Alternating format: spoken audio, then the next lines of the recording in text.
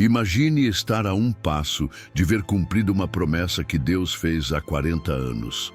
Uma promessa que sustentou gerações no deserto, que atravessou perdas, batalhas e provações. O vento carrega o cheiro da terra nova, mas diante de você há uma barreira impossível. Um rio transbordando, profundo e de correnteza feroz. Bem-vindo ao canal A Bíblia em Capítulos, onde exploramos a palavra de Deus de forma profunda, capítulo a capítulo, para que você viva cada detalhe dessa história sagrada. Capítulo anterior, vimos Deus estabelecer as fronteiras da terra prometida e criar as cidades de refúgio, lugares que revelam sua justiça equilibrada, onde a misericórdia se encontra com a lei. Agora, com a ordem estabelecida e o povo preparado, chegamos ao momento decisivo, atravessar o Jordão e entrar na herança que o Senhor prometeu. Agora, pare por um momento e se coloque no lugar daquele povo. Você consegue sentir a expectativa?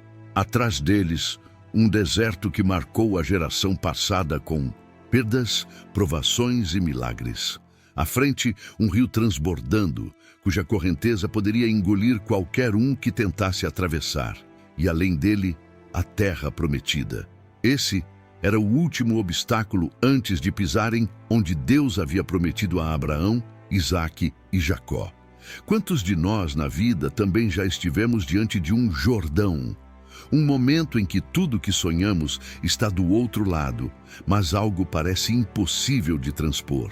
O que você faria? Confiaria plenamente em Deus ou tentaria encontrar um jeito humano de resolver? Deixe sua resposta nos comentários. O contexto histórico e geográfico desse momento é fascinante. O Rio Jordão, naquela estação, estava em seu ponto máximo de cheia. Não se tratava de um córrego raso e tranquilo. Estamos falando de um curso de água largo, profundo e de correnteza forte. Humanamente, não havia como atravessar uma multidão de homens, mulheres, crianças, rebanhos e provisões sem perdas. E ainda havia um detalhe estratégico. Os povos de Canaã estavam atentos aos movimentos de Israel. Qualquer passo em falso poderia significar vulnerabilidade diante dos inimigos. Mas antes de enfrentar a batalha física, Deus queria que o povo passasse por uma batalha espiritual. Por isso, Josué ordena ao povo que se santifique, pois no dia seguinte o Senhor faria maravilhas entre eles. Você percebe o padrão? Antes de grandes vitórias, Deus sempre nos prepara espiritualmente. Será que você tem se santificado para a travessia que Deus quer fazer em sua vida? Josué, agora, como líder confirmado por Deus diante do povo, recebe instruções claras. A Arca da Aliança, símbolo visível da presença divina, iria à frente, carregada pelos sacerdotes. Mas não seria apenas caminhar. O povo deveria manter uma distância respeitosa da arca como sinal de reverência, porque estavam prestes a trilhar um caminho que nunca haviam percorrido antes. Essa ordem não era um capricho. Era um lembrete poderoso de que a vitória viria pela presença de Deus, não pela força de Israel. Quantas vezes nós esquecemos disso e tentamos avançar com nossas próprias forças? Vale lembrar, quando Deus vai à frente, até o impossível se torna possível. O clima naquele acampamento devia ser de silêncio misturado com respiração acelerada. Cada família provavelmente arrumava suas coisas, cuidava dos rebanhos e, ao mesmo tempo, lançava olhares para o rio, se perguntando como tudo aquilo iria acontecer. Mas Josué já havia dado a palavra. Hoje, o Senhor vos exaltará aos olhos de todo o Israel, para que saibam que assim como foi com Moisés, será comigo. O mesmo Deus que abriu o Mar Vermelho estava prestes a agir novamente. Mas havia um detalhe importante. Muitos ali não haviam visto o Mar Vermelho se abrir, pois pertenciam à nova geração. O milagre que estava por vir não seria apenas uma lembrança dos pais, mas uma experiência viva para cada um. O amanhecer daquele dia não foi como os outros. A brisa trazia o cheiro da água e o som constante do rio em cheia, mas havia algo no ar que nenhum ouvido humano podia captar. a expectativa do céu. As tribos se posicionavam seguindo a ordem dada por Josué. Os sacerdotes, com a arca da aliança sobre os ombros, avançavam lentamente à frente de todos. Aquela não era apenas uma peça sagrada, era o símbolo palpável da presença de Deus no meio do povo. Carregá-la não era tarefa leve. Cada passo era uma declaração silenciosa de fé e responsabilidade. Atrás deles, milhares aguardavam, atentos a cada movimento. Imagine o silêncio que tomou conta naquele momento, interrompido apenas pelo som da água correndo e do couro das sandálias tocando o chão. A ordem de Deus era clara. Assim que os pés dos sacerdotes tocassem as águas, o milagre aconteceria. Não antes, não depois. O rio só abriria caminho quando a obediência fosse completa. Esse detalhe é profundo. Quantas vezes esperamos que Deus faça o impossível antes de darmos nosso passo de fé? Aqui o Senhor mostra que o agir divino, muitas vezes, está condicionado à nossa obediência e coragem de pisar onde, humanamente, seria perigoso. O Jordão estava em seu auge, suas margens transbordando, mas era justamente nesse cenário de impossibilidade que Deus decidiu agir. Afinal, milagres não são necessários quando tudo é fácil.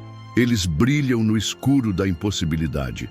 Quando os pés dos sacerdotes tocaram a água, algo extraordinário começou a acontecer. A correnteza, que vinha com força, simplesmente parou de fluir. As águas se acumularam muito acima, formando como que um muro invisível, e abaixo, o leito do rio começou a secar. Não foi um processo lento, foi imediato, sinal de que o poder de Deus não está limitado pelas leis naturais. E assim como no Mar Vermelho, o povo pôde ver com seus próprios olhos que o Criador comanda os elementos. Aqui, porém, havia uma diferença. No Mar Vermelho, foi Moisés quem estendeu o cajado. No Mazitino, Jordão, Deus agiu quando os sacerdotes, carregando a sua presença, obedeceram sem hesitar. Você já pensou que talvez Deus esteja esperando apenas que você dê o primeiro passo antes de abrir o caminho? O povo começou a atravessar. Homens, mulheres, crianças, anciãos e guerreiros passavam pelo leito seco. Cada passo sobre aquele chão, antes coberto de águas, era um testemunho vivo. Para muitos, aquela era a primeira vez que viam algo tão grandioso. A geração anterior havia experimentado o Mar Vermelho, mas esta era a experiência pessoal da nova geração com o Deus vivo. É assim que Deus trabalha. Ele não se sustenta apenas em histórias passadas, mas continua se revelando de forma nova a cada geração. E aqui fica uma pergunta para você. Qual tem sido a sua experiência pessoal com Deus? Aquela que você pode dizer, eu vi, eu vivi? Compartilhe nos comentários. Seu testemunho pode encorajar outros. Enquanto a travessia acontecia, havia um detalhe que não podia ser ignorado. Os sacerdotes permaneciam firmes no meio do Jordão, segurando a arca. Eles não avançaram até o outro lado enquanto todo o povo não tivesse atravessado. Essa imagem é poderosa. O papel dos líderes espirituais, daqueles que carregam a presença de Deus, é justamente sustentar a fé da comunidade, permanecer firmes até que o último irmão tenha alcançado a segurança. Quantas vezes em nossa caminhada, Deus coloca pessoas assim ao nosso lado, que não desistem, mesmo quando poderiam seguir adiante, porque sabem que seu chamado é garantir que ninguém fique para trás. Talvez hoje você precise ser esse sacerdote para alguém. Os guerreiros das tribos de Ruben, Gade e metade de Manassés, conforme haviam prometido, estavam entre os primeiros a atravessar, armados e prontos para lutar ao lado de seus irmãos. Eles já tinham sua herança do outro lado do Jordão, mas permaneceram fiéis ao pacto, mostrando que a verdadeira aliança vai além do interesse próprio. Isso nos ensina sobre compromisso e unidade. Quando Deus nos chama para uma missão, não é apenas sobre receber bênçãos, mas sobre caminhar com o povo até que todos tenham alcançado a promessa. A cena, vista de longe, devia ser impressionante. Uma multidão atravessando sobre o leito seco, sacerdotes firmes no meio do rio, a arca brilhando sob o sol, e ao fundo, o muro de água suspenso pela ordem de Deus. Canaã estava logo ali, mas aquele momento em si já era a vitória. Era o selo divino de que a promessa não falharia. Ao pisarem na outra margem, o coração do povo estava renovado, a fé fortalecida e a convicção de que Deus lutaria por eles mais viva do que nunca. Assim que o último israelita pisou na margem oposta, Deus ordenou a Josué que algo especial fosse feito, algo que serviria como lembrança viva daquele dia para sempre. 12 homens, um de cada tribo, foram escolhidos para voltar ao meio do Jordão, exatamente ao ponto onde os sacerdotes ainda permaneciam firmes com a Arca da Aliança. A ordem era simples, mas carregada de significado. Cada homem deveria pegar uma pedra do leito seco e carregá-la até o acampamento. Imagine o peso emocional desse ato. Não eram apenas pedras, eram testemunhas silenciosas de um milagre. Ao tocá-las, talvez ainda estivessem úmidas, prova física de que momentos antes haviam estado submersas em um rio impetuoso. O caminho de volta até onde os sacerdotes estavam não era apenas físico, mas espiritual. Cada passo daqueles homens representava a obediência e a gratidão de toda uma tribo. Eles não estavam apenas levando rochas, estavam carregando memórias, promessas e fé. Quando chegassem ao acampamento, aquelas pedras seriam empilhadas, formando um memorial visível para todos que passassem por ali. Josué deixou claro o motivo. Quando no futuro os filhos de vocês perguntarem: o que significam essas pedras? Respondam que as águas do Jordão foram cortadas diante da Arca da Aliança do Senhor. Assim cada geração ouviria novamente sobre o dia em que Deus parou um rio para que seu povo entrasse na terra prometida. Mas por que Deus ordenaria um memorial? Porque Ele sabe como somos rápidos para esquecer. Israel já havia presenciado milagres antes: o maná no deserto, a água que saiu da rocha, a vitória sobre inimigos mais fortes. Mas quantas vezes, diante de um novo desafio, eles temeram como se Deus não pudesse agir novamente? As pedras serviriam para combater o esquecimento. Cada vez que os olhos se fixassem naquele amontoado, o coração se lembraria: o mesmo Deus que abriu o Jordão pode fazer de novo. E aqui fica a reflexão para você. Quais são as pedras que você tem como memória dos milagres de Deus na sua vida? Você as mantém à vista ou já as deixou esquecidas pelo caminho? Enquanto os 12 homens realizavam sua tarefa, os sacerdotes permaneciam inabaláveis, segurando a arca até que Josué desse a ordem para saírem do leito do rio. Quando finalmente avançaram e seus pés tocaram a margem, algo notável aconteceu. Imediatamente as águas voltaram a correr como antes, enchendo novamente o Jordão em sua plenitude. Esse detalhe é importante. O milagre durou exatamente o tempo necessário para cumprir o propósito de Deus. Ele não mantém o rio aberto indefinidamente, mas pelo tempo exato para o povo atravessar. Isso nos ensina sobre confiar no tempo de Deus. Ele age nem antes, nem depois, mas no momento certo. O acampamento foi estabelecido em Gilgal, na fronteira leste de Jericó. Ali, as 12 pedras foram empilhadas conforme a ordem do Senhor. Gilgal se tornou mais que um simples ponto geográfico. Virou um marco espiritual. A palavra Gilgal carrega o sentido de rolar. E foi ali que Deus disse que havia rolado sobre Israel a vergonha do Egito. Não era apenas a travessia de um rio, era o fim definitivo de um ciclo de escravidão, desobediência e incredulidade. Gilgal simbolizava um novo começo. Você já viveu um Gilgal na sua vida? Um ponto em que Deus virou a página e iniciou algo novo? Enquanto a noite caía sobre o acampamento, o memorial das pedras estava lá, silencioso, mas eloquente. Ao redor das fogueiras, famílias provavelmente comentavam sobre o dia extraordinário que haviam vivido. pais contavam aos filhos como Deus havia feito algo tão grande diante de seus olhos. Talvez alguns ainda olhassem para o rio, tentando compreender a magnitude do que aconteceu. E mesmo que a água agora fluísse normalmente, algo havia mudado para sempre. O povo estava finalmente na terra prometida. O milagre não era apenas sobre atravessar. Era sobre aprender a confiar, lembrar e seguir obedecendo, pois diante deles ainda havia muralhas para cair.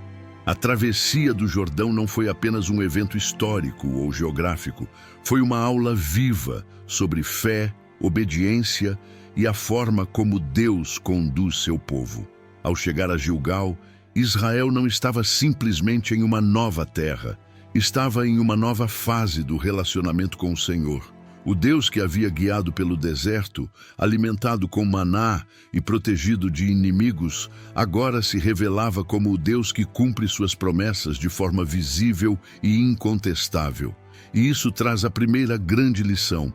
A fé não se apoia apenas em experiências passadas, mas se renova em cada nova prova. Não basta saber que Deus fez.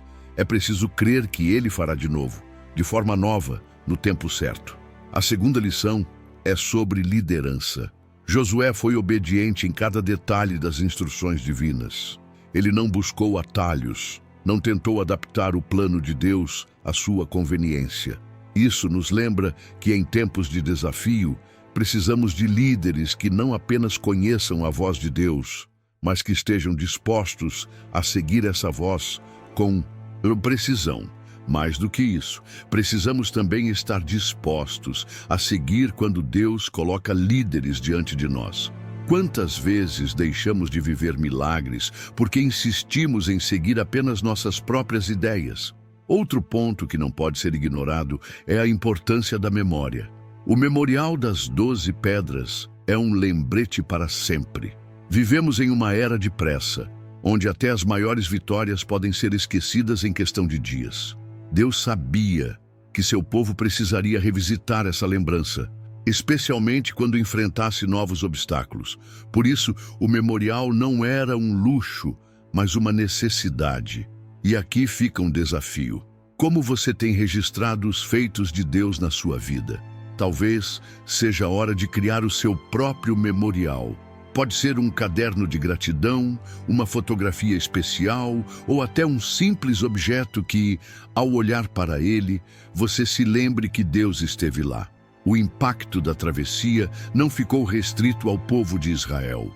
As notícias do milagre se espalharam rapidamente pela região. Os povos de Canaã ouviram que o Deus de Israel havia secado o Jordão diante deles e o temor tomou conta dos seus corações. Isso mostra que, quando Deus age, até os inimigos reconhecem seu poder. Não havia batalha travada ainda, mas a vitória já estava sendo preparada no campo espiritual.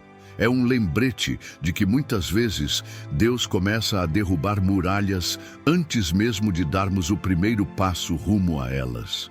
E então chegamos ao gancho para o próximo capítulo. O povo está acampado em Gilgal, e diante deles se ergue Jericó, uma cidade fortificada com muralhas imensas e portões fechados. Humanamente, não há estratégia capaz de derrubar tais barreiras. Mas Deus não luta como os homens. Ele já mostrou que pode parar um rio com uma palavra. Agora, está prestes a mostrar que também pode derrubar muralhas com um simples ato de obediência.